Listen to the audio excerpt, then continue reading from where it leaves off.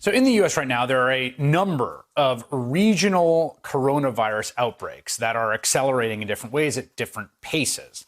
And of course, we brought you stories about this. We brought you a story before on this show about two neighboring states, Kentucky and Tennessee, as a kind of parable about the impact of acting to contain the virus relatively early, as Kentucky's Democratic Governor Steve Beshear did, versus acting relatively late, as Tennessee's Republican Governor Bill Lee did. And the numbers appear to illustrate the difference.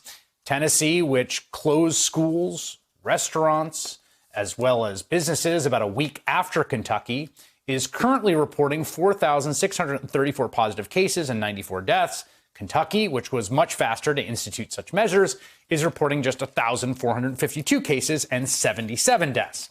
But there's something to keep in mind regarding this data specifically and all of the data that you're seeing. A lot of this seems to be reflecting testing rates. Tennessee has tested way more people, nearly 60,000, versus about 23,000 people who've been tested in Kentucky. Now, the percentage of the people who have tested positive in Tennessee is still higher, which is certainly significant, but the difference here is not nearly as stark as it first appears. And while Tennessee is reporting more fatalities than Kentucky, it also has more than 2 million residents than Kentucky. The point is that making comparisons right now with the data we have between places, between countries, between regions is just really hard. And I would say this, the granularity and the specificity of the data that we all have access to can very much give us a false sense of how much we really know about what's going on. We are still trying to sort through all this data and also just figure out how accurate the data may or may not be. But all of that said, one thing we can pretty well establish, and this is, I think, a consensus view of epidemiologists who've been studying this, is that states and areas that move early do better than states that wait. Consider what's happened so far in New York and California. Again, the states are running different numbers of tests. There's different levels of population density, and just broadly, nothing here is simple. Lots of variables, right?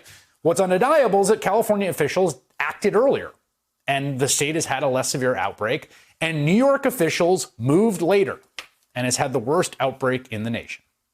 Both New York State and New York City specifically, both of them acted more slowly than they might have. And it has had real consequences. In a new story tracing New York's relatively sluggish initial response, the New York Times reports the former head of the CDC, Dr. Thomas Frieden, believes that if New York State and City had adopted widespread social distancing measures a week or two earlier, the estimated death toll from the outbreak might have been reduced by 50 to 80%. Of course, none of this is easy for any policymaker of any party in any region who has to make decisions about shutting down a city or an entire state. But this isn't just a question of second guessing what happened before, because many places in the country, indeed throughout the world, right, are different places on the curve right now.